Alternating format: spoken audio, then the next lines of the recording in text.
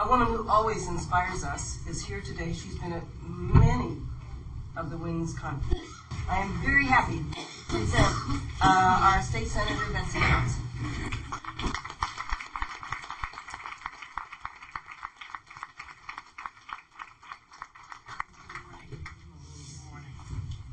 Well, thank you so much for letting me be part of today. I was just dazzled when I got up here and then realized there were no parking spaces, and then came in here and found this room stuffed to overflowing. So this is just great. And I want to acknowledge AAUW's leadership on making this happen, as well as all the support folks from the college. But this is a very big deal. However, this morning I'm going to start with something that's a little less good. In my view, every day ought to be a learning day, and today is for me. I can't believe that a whole year has passed since I attended the Wings conference last year. It's gone like that, and I can barely believe it. I've attended and spoken at lots of these conferences, talked to rooms full of women just like you, urged you to understand that learning and education are a path to a better life. But last year there was a special case in the room. She sat right over here. She asked for my help. We met, and I made promises to her that I didn't fully keep. I put all the elements in place, the mentors, AAUW, the college, the support, the pathways to fix some complex personal issues, but I never closed the loop for her. I never made all the connections hook up with each other. And the outcome? I let somebody down. She was walking a much steeper path than I was, and I let her down.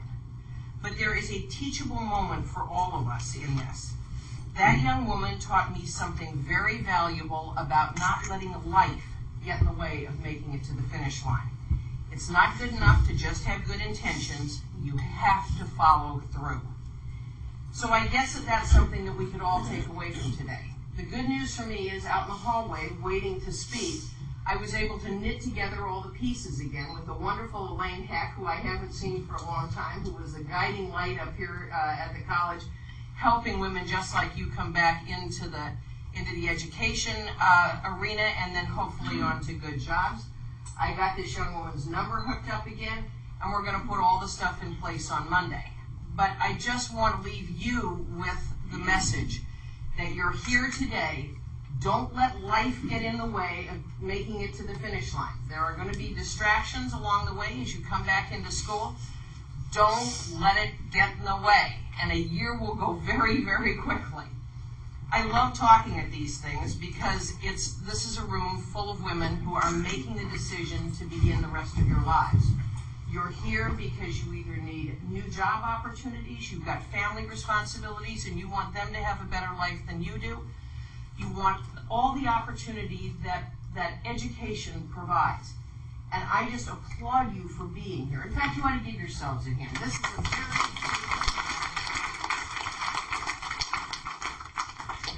My career is really testimony to the fact that a person can do pretty much anything they want to do. Prior to being your senator, I was a business person and a commercial helicopter pilot. I started a company in the 70s that I flew for and managed for 20 years. We did all sorts of things. We took bad bears out of the national parks. We fought forest fires.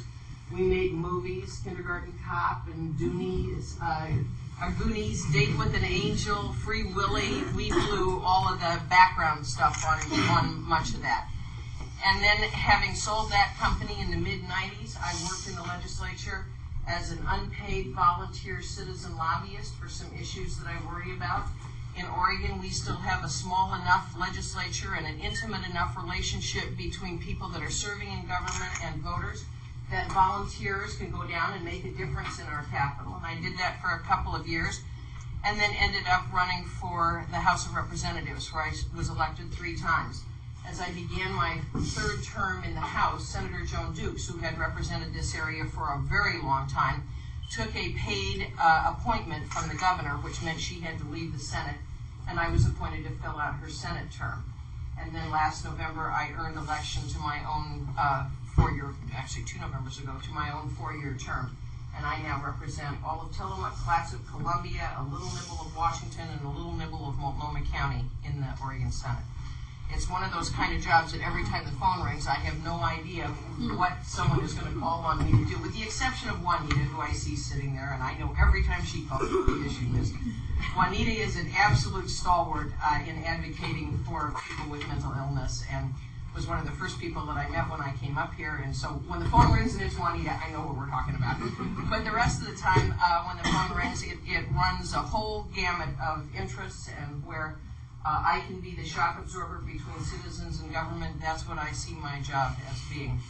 What we've generally done in these sessions is, rather than having me grind through a long prepared speech, I'd much rather hear your questions, if you've got any about state government, or any of my comments about this conference and the value that you are conferring on yourselves by being here. One year, I think one of the most moving moments that I was here, and Karen's going to know exactly what I'm talking about, there was a woman here who asked, had all the doors in her life closed because she had been convicted of a felony. And the answer was no. All the doors in your life are opening because you are sitting in this room, in this college, on this day.